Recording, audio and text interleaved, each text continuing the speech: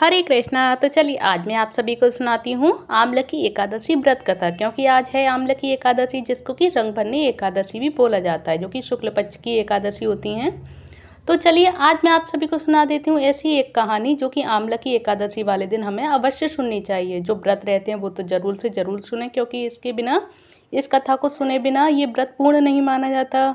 और जो व्रत ना भी रहें तब भी उनको भी सुनना चाहिए ये कहानी, जिससे कि उनको भी इस व्रत के फल की प्राप्ति होती है। चलिए अब मैं आप सभी को सुनाती हूँ आमलकी एकादशी व्रत कथा, जिसको कि रंगभरनी एकादशी के दिन सुना जाता है और रंगभरनी एकादशी व्रत कथा भी कहते हैं। और इस कथा को सुनने मात्र से ही आप सभी के सभी मनोरथ पूर्ण हो जाएंगे।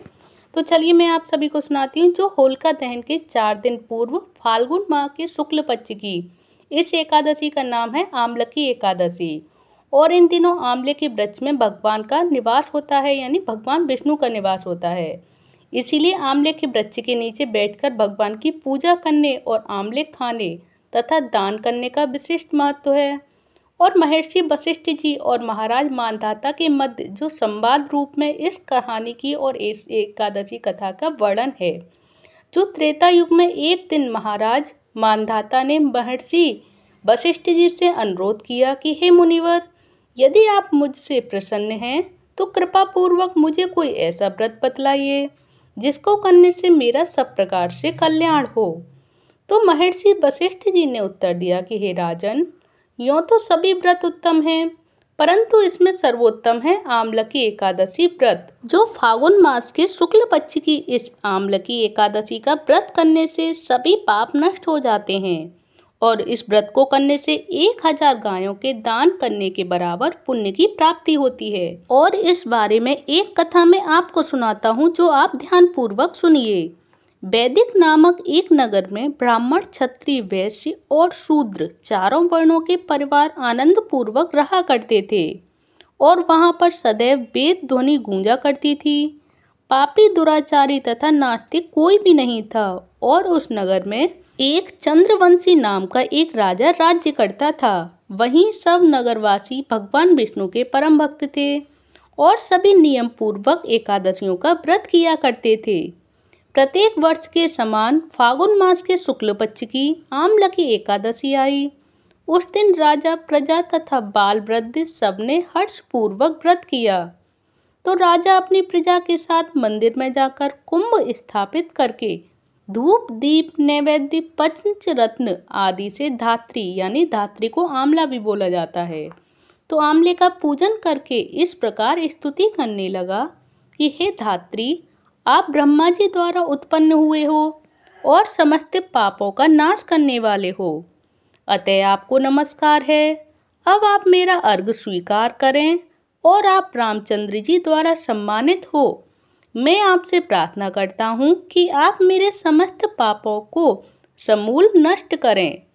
तो उस मंदिर में सबने रात्रि को जागरण भी किया और रात के समय वहाँ एक बहेलिया आया, जो अत्यंत पापी और दुराचारी था और वह अपने कुटुंब का पालन जीव हिंसा करके किया करता था।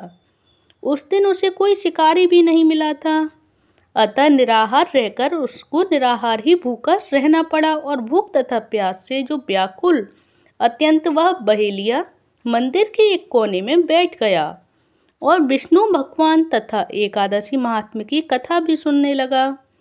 इस प्रकार अन्य मनुष्यों की भांति उसने भी सारी रात जागरण करके बिता दी। अतः प्रातःकाल घर आकर उसने भोजन किया और कुछ समय बाद ही उस बहेलिये की मृत्यु हो गई। तो आमलकी एकादशी का व्रत व जागरण करने के कारण अगले जन्म में उस बहेलिये ने राजा विदुरथ के घर जन्म लिया और उसका नाम बसूरथ रखा गया। और युवा होने पर वह चतुरंगिनी सेना तथा धन दान से युक्त होकर 10,000 ग्रामों का पालन करने लगा। और वह तेज में सूर्य के समान, कांति में चंद्रमा के समान, वीरता में भगवान विष्णु के समान और छबा में पृथ्वी के समान था। और वह अत्यंत धार्मिक, सत्यवादी, कर्मवीर एवं विष्णु भक्त राजा बना और प्रजा का समान भाव से पालन, यज्ञ करना तथा दान देना उसका नित्य का कर्तव्य था। एक दिन राजा बसूरथ शिकार खेलने के लिए वन गया और देवयोग से वह मार्ग भूल गया और रात्रि हो जाने पर उसी वन में एक वृक्ष के नीचे सो गया।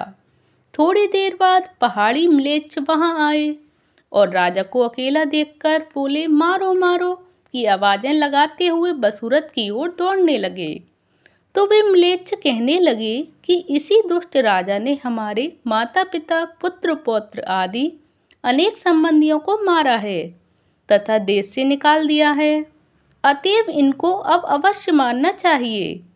ऐसा कहकर वे म्लेच्छ अस्त्रों का प्रहार करने लगे और अनेक अस्त्र शस्त्र राजा के शरीर पर गिरते ही नष्ट हो जाते और उनका बार पुष्पों के समान प्रतीत होता। अब उन म्लेच्छों के अस्त्र शस्त्र उल्टा उन्हीं पर प्रहार करने लगे और जिससे वे घायल भी होने लगे। इसी समय राजा को भी मूर्छा आ गई और उस समय राजा के शरीर से एक दिव्य स्त्री उत्पन्न हुई, जो कि वह स्त्री अत्यंत सुंदर वस्त्रों तथा आभूषणों से अलंकृत थी, मगर उसकी भ्रुकुटी टेढ़ी थी और आंखों से लाल लाल अग्नि निकल रही थी। वह स्त्री म्लेच्छों को मारने दौड़ी और थोड़ी ही देर में उसने सब म्लेच्छों को काल के गाल में पहुंचा दिया। और जब राजा सोकर उठा तो इन म्लेच्छों को मरा हुआ देखकर सोचने लगा कि इन शत्रुओं को किसने मारा है। वह ऐसा विचार कर ही रहा था कि तभी आकाशवाणी हुई कि हे राजा, इस संसार में विष्णु भगवान के अतिरिक्त कौन तेरी सहायता कर सकता है। और इस आकाशवाणी को सुनकर राजा अपने नगर को चला आया और सुखपूर्वक राज्य करने लगा। और महर्षि वशिष्ठ जी आगे बोलते हैं कि हे राजन, यह आम्लकी एकादशी के व्रत का प्रभाव था। जो मनुष्य इस आम्लकी एकादशी का व्रत करते हैं वे सभी कार्यों में सफल होकर अंत में विष्णु लोक को प्राप्त करते हैं।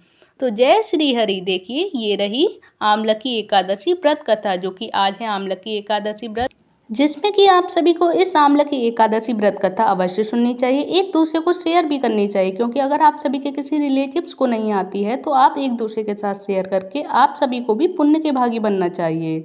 तो आप सभी को ये आम्लकी एकादशी व्रत कथा मैंने सुनाई है, आप एक दूसरे के साथ शेयर करके पुण्य के भागी बन सकते हैं। और इसी आम्लकी एकादशी व्रत को रंगभरनी एकादशी के नाम से भी जाना जाता है। तो प्लीज़ मुझे कमेंट बॉक्स में जय श्री हरि लिखकर अवश्य बताएं कि आप सभी को ये आम्लकी एकादशी व्रत कथा कैसी लगी। हरे कृष्ण कृष्ण कृष्ण हरे हरे, हरे राम राम राम हरे हरे। ये है हरे कृष्ण महामंत्र, जिसको कि एकादशी वाले दिन अवश्य श्रवण करना चाहिए, सुनना चाहिए, एक दूसरे को सुनाना चाहिए।